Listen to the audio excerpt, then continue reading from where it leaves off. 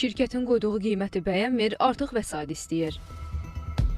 Bəhanə olaraq da məsafənin çox olduğunu deyir. Taksi sifariş edərkən bəzi sərnişinlərin rastlaşdığı bu problemlə bağlı sosial şəbəkədə daha bir paylaşım edilib. Paylaşımda qeyd olunub ki, taksi sürücüsü 12 manat 40 qəpik hesablanan səfər üçün sərnişindən 20 manat istəyib. Bu pul ödəməyəcəyi təqdirdə isə sifarişi yerinə yetirməyəcəyini bildirib. Rəylərdə də hər kəs tələb edilən məbləğin həmin məsafə üçün çox olduğunu yazıb. Sorğu apardığımız zaman paytaxt sakinləri bu cür hallarla rastlaşdıqlarını bildirdilər. Ona görə qabaqcadan zəng edirlər, bəhanələr ki, gələ bilmirik, ya gəlirik, belə bir şeylər rastlaşmışıq. Taksi şoförü yəni onu durub dava eləməli deyil ki, yəni siz artıq verməlisiniz. Şirkətin verdiyi məbləğdir, o nəyə yazıbsa onu verməlisiniz.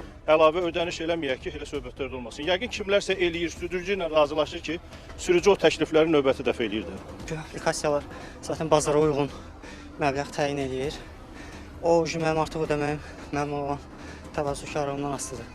İstər ödərəm, istər ödəmərəm. Hətta bəzi sürücülərin müxtəlif üsullarla sərnişini sifarişin ləğvinə məcbur etdiyini deyənlər də oldu. Şirkət bu qiyməti yazıb veribsə, yəni sən də gəlməlisən. Əgər məsələn qiymətlə razılaşmırsansa, onda yəni bunu zəng edib bildirməlisən ki, yəni gəlmirəm bu qiymətə. Ancaq düşün, ordayam, sağdayam, soldayam, bura gəl, ora gəl. Yəni həm insanı gecikdirirlər, həm də ki, biraz adama əsəblərinə toxunur belə şeylər. Bəs həmin vaxt sərnişin nə etməlidir?